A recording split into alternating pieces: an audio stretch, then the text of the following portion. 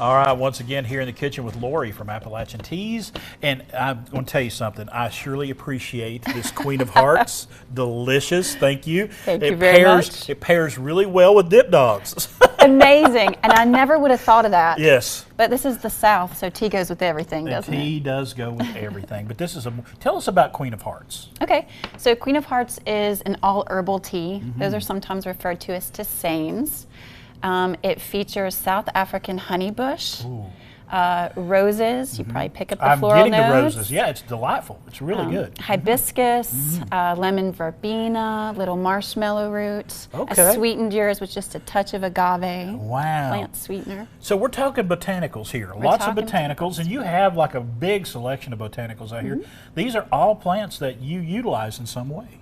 Oh, absolutely. So as an herbalist, I think I see plants as beauty, as gift, and I call them my friends. People tease me about that, but I truly feel that way. They are our friends, right? This is nature's pharmacy right here. So, I mean, they're beautiful to look at, and they all have magic. Just pick a few up and tell us what their properties are, what you do with them. Well, I can pick out a few things that people are probably familiar with. So these are a collection of what's cultivated from my garden and also what I gather in the wild. Right. My purpose is to connect people to place. And so this is one way to do it. So purple coneflower, also known as echinacea. Right.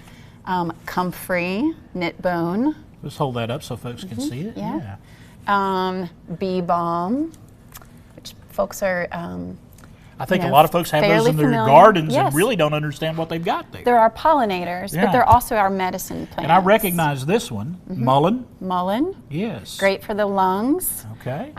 This one is growing wild. We call this pleurisy root in herbalism, another wild native pollinator. Pleurisy root tells you exactly what it's going to do, doesn't it, for the lungs? Right. Self-heal. This is up in the fields everywhere. The fields and forests of Appalachia are just a wild with beauty right now with plant medicine. And you love telling the story of our region through plants and what is growing wild around here. I do. So with my business, a couple of the things that I do is I work one-on-one with wellness clients. Right. So we talk about what is a holistic approach to getting well. And the other aspect is I take people out and introduce them to the plants in person. Right. They're not foreign things anymore. They're things that we can connect with and get to know. Right. You know?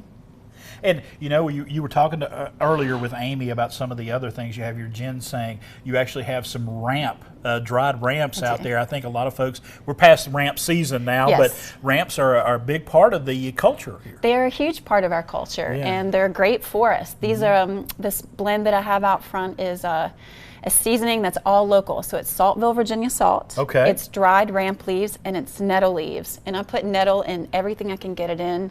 It is so full of minerals. Right. Such a special plant.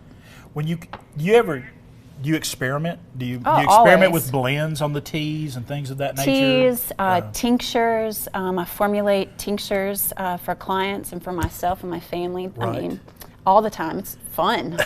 It's fun, and you know, I love the fact that you're showing us all of this, and I think a lot of people may even have these in their yards, in their gardens, and everything. They really don't know what they have. It's important to learn what you have growing in your own backyard. Absolutely, and I do quite a bit of that. People will call and ask me to come out and walk them around their own property and show them, and I think I love the way mostly it shifts your perception of place. Yes. Right? When you really get to know something in that way and learn how special it is, and it's literally just everywhere, it really shifts your perception in the way that you interact with the world. All right. Lori, thank you so much for stopping. Thank you, Chris. This is delightful. Thank really you so is. much. Hey, folks, things going on this week. You know, they got the table talk coming up at the Barter Theater. Lori would love if you come and visited her during the Virginia Highlands Festival. If you want to find out more about what's going on during the festival, go to VAHighlandsFestival.com.